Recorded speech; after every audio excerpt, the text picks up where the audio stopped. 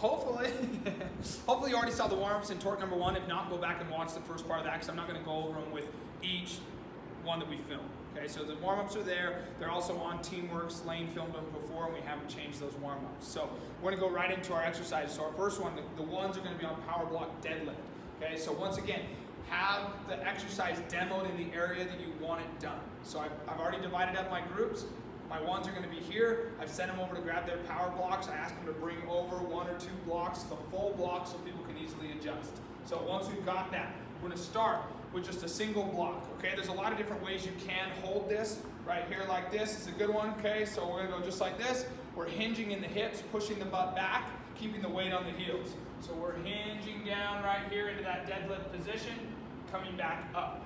Okay, remember it's not a kettlebell, so they don't have to quite get as low right now as they're doing this. So if we can get down below the knees for most people, that's going to be adequate. Okay, if we're going to load up with heavier weight, then I can use both blocks right here. When I'm using both blocks, I can either go feet a little bit more narrow and do my deadlifts right here, or I can kind of do it a little bit more sumo style, hold the blocks right here, dropping down in the middle, coming back up. Okay, so power block deadlifts, that's my ones. Okay, so my twos are going to be on TRX rows, setting up the handles to be about mid-hip height. Stepping back into my TRX row, the further I walk back, the easier it will be. So average person's going to be about 1 or 2 steps back. Going to lean down into that row position, starting with the palms facing towards the floor, butts tight, abs are tight, body straight. I'm going to pull my body up to my hands and rotate as I go. So I finish up in that thumbs up position, with the joint of my thumb touching the side of my chest. Okay, then we're dropping back down, pulling back up. Make sure that they're not leading with their belly or their pelvis, but they're leading with their chest to the handles first. Okay? If they can't do that, just back them up. It's real simple.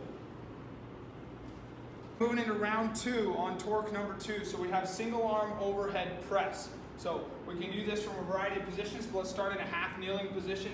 I'm right here just like this, grabbing my power block, the other arm's out as a stabilizer. We're pressing and rotating, keeping the core tight and engaged as we go. All right, another one we can do is from a standing position, get those feet shoulder width apart, lock the glutes and abs in position, throw that arm out to the side, press and rotate. So my ones are going to be on that single arm press. Twos are going to be on split squats. So I'm going to have them do this on the other side of the room, right over here. So my twos are setting up right here just like this, creating that nice 90-degree angle at the bottom like we do. If we're going body weight on the split squat, I want hands behind the head. We're going to stand straight up, drop straight down, lightly tapping the knee. If we're going to go make that more difficult, we're going to grab the weight, hold it right here at the chest, coming up, dropping down. From there, we can load up with 2 weights, 1 in each arm, coming down, back up if they're ready for it. If they need it to be easier, the reason why we're doing the split squats on this side is so they can use the handles. So they can grab the TRX, set up right here, drop down, get that angle, coming up, dropping down, using the straps.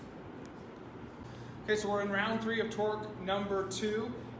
Just thought about if you don't know how to adjust the straps, something that you can do really simple. If we're all the way up and we're trying to go down, what I want to do is I want to grab the buckle between my thumb and my finger, just like this, turn it, and then pull.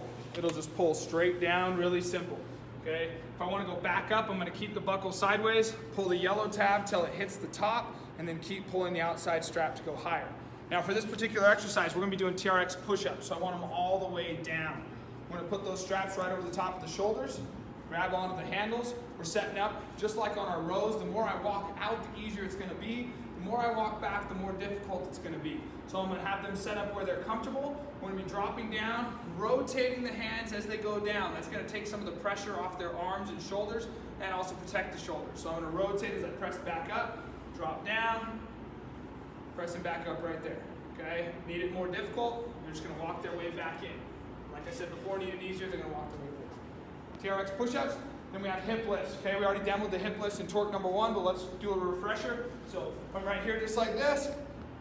Toes are up, heels are planted in the ground, palms are up. I'm going to bridge my hips as high as I can, trying to create that straight line in between my knee all the way down to my shoulder. Pause for a second, drop back down. If I want to add weight, adding weight right here on the hips.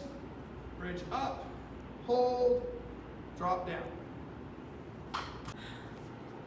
All right, so we're in round 4 of Torq number 2. We're starting with TRX bicep curls. So for these, you can do them whatever you want, but I prefer to have the straps a little bit higher. So if you want to just pull the yellow tab till it hits the top, that's usually a good position for these. We're gonna go up, yellow tab to the top. I'm gonna set up. The further I walk back, the easier it is. So I'm grabbing my handles, leaning back into it. Palms are gonna face up, and we're pulling in just like this, trying to keep the elbows high, body straight, core tight. Pull it in right here. A lot of things you're going to notice with this is people are going to move. They're going to try and row in and then bring their hands up. Got to keep those elbows high as you go. And then the other thing you're going to notice is that people are trying to arch their back to get into it. So don't be afraid to just back them up. Then we're going to be on goblet squats. So using our power block for our goblet squat, we're grabbing that weight, holding it just as if it was a kettlebell right here.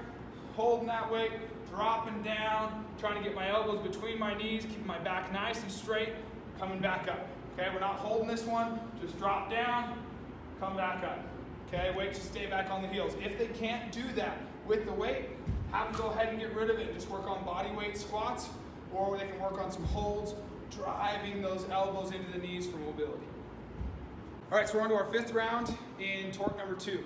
So we're starting with TRX chin-ups. We've already done these before in Torq number 1, but let's demo it again. Feet are starting right underneath the straps. So I'm going to sit down into this right here, keeping my back nice and straight, arms are fully extended. I'm going to pull up and rotate the hands as I go, and then dropping back down just like that. Pull up, rotate the hands. At the top, I'm in that seated position. If I want to make it more difficult, I can just straighten my legs out and do a regular chin-up, or I can jump up onto the bar. If I need it easier, feet closer to the body, or switch it to a TRX row. Going into our other exercise, we have jump squats. Now with the jump squat, it is okay just to do a regular body weight squat. They can focus on the explosiveness on the way up and then controlling the way down. But if they are capable, just be careful with your clients. If they are capable of doing it, what we want it to look like is I'm going to throw my hands back as I go down. So my hands are here. And then as I jump up, I'm going to go ahead and throw my hands up to the ceiling, try and soften the landing. Okay? I prefer to make them soften the landing, catch, reset, go again. Jump, catch, reset, go again. If they start getting too continuous, they start to lose their form, they're going to get themselves hurt. Like I said, if they can't do that, then I'd recommend something like this. Drop down, explode up. Drop down, explode up. Really quick, up onto those toes. Before the challenge round on Torq number 2, you have a lot of time. You have 7 minutes, so you'll have 90 seconds to get it set up. Pick one of the longer challenges. Do a team relay. Do one of those that are a longer partner challenge, whatever you want, but set that up. Go for it. Just remember, community and fun. That's what we're going for.